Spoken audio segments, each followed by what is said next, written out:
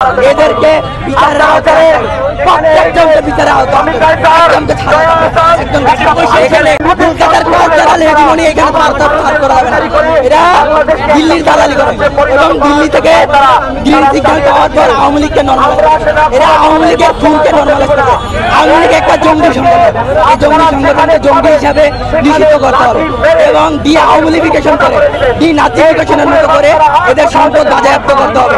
এদেরকে বিচারের আওতায় প্রত্যেকজনকে বিচারের আওতায় একজনকে ছাড়া একজনকে এখানে আপনি বুঝেন কালচারাল ভাবে পৃথিবীর যত জায়গায় কালচারাল ভাবে এরা আওয়ামী লীগকে নর্মালাইজ করতে পারছে।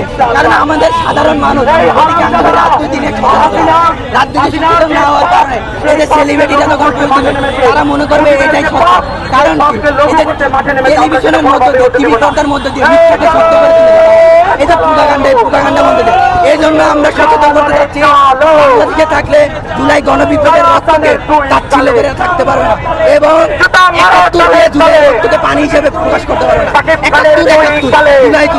জুলাই আসছে একাত্তরের মধ্যে দিয়ে যখন ইনসাফ কায়েম হয় নাই তখনই জুলাই আসছে।